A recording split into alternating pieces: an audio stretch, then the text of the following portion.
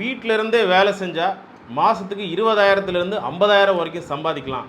இதுக்கு நீங்கள் ஒரு சின்ன தொகை ரெஜிஸ்ட்ரேஷனாக கட்டினா போதும் அப்படின்னு சமீபத்தில் நடந்த ஒரு ஸ்கேமை பற்றி தான் நம்ம பார்க்க போகிறோம். ஒர்க் ஃப்ரம் ஹோம் நிறைய கம்பெனிஸ் சிறு தொழில் வீட்டில் இருக்கக்கூடிய பெண்களுக்கு வேலை கொடுத்து உண்மையாகவே சம்பளம் கொடுத்துட்டு தான் இருக்கிறாங்க. ஆனால் கர்நாடகத்தில் பாபா சாஹேப் கோலேக்கர் அப்படின்னு சொல்லக்கூடிய ஒரு நபர் வீட்டில் வேலை செய்கிற பெண்கள் கிட்டத்தட்ட 8,000 பெண்கள்கிட்ட இருந்து 12 கோடி ரூபாய் காசு மோசடி பண்ணியிருக்காங்க. இவனுடைய டார்கெட் பார்த்தீங்கன்னா ஹவுஸ் ஒய்ஃப் மற்றும் வேலைக்கு போகாத வீட்டில் இருக்கக்கூடிய பெண்கள். இவன் வீட்டில் நீங்கள் ஊதுவத்தி பண்ணிக்கலாம், மாதம் 5,000லேருந்து 10,000 ரூபாய் வரைக்கும் காசு சம்பாதிச்சிக்கலான்னு சொல்லி அவங்ககிட்ட ரெஜிஸ்ட்ரேஷன் ஃபீஸ் அப்படின்னு சொல்லி கிட்டத்தட்ட 12 கோடி ரூபாய் ஏமாத்திருக்காங்க. சமீபத்தில் பார்த்தீங்கன்னா இது மாதிரி நிறைய ஸ்கேம்ஸ், டேட்டா என்ட்ரி ஸ்கேம்ஸ், மேலும் நீங்கள் ஒரு கம்பெனிக்கு ரிவ்யூ கொடுத்தா போதும் உங்களுக்கு காசு கொடுத்துருவாங்க அப்படின்ற ஸ்கேம்ஸ், நிறைய ஸ்கேம்ஸ் நடந்துட்டு இருக்குங்க.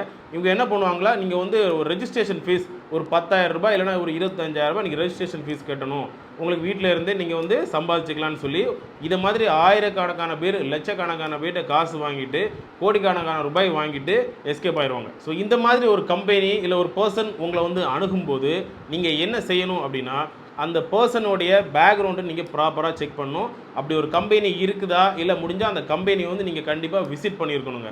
எஸ்பெஷலி எந்த ஒரு ரெஜிஸ்ட்ரேஷன் ஃபீஸும் அந்த கம்பெனிக்கு நீங்கள் கொடுக்கக்கூடாது. ஏன்னா எந்த ப்ராப்பர் கம்பெனியுமே உங்கள் லேபர்கிட்ட ரெஜிஸ்ட்ரேஷன் ஃபீஸ் எதுவுமே வாங்க மாட்டாங்க. ஸோ இந்த மாதிரியான ஒரு ஸ்கேமில் நீங்களோ உங்கள் ஃப்ரெண்ட்ஸோ யாராவது ஆல்ரெடி சிக்கியிருந்தீங்க அப்படின்னா உங்களுடைய அனுபவத்தை கீழே கமெண்ட் பாக்ஸில் கமெண்ட் பண்ணுங்கள்.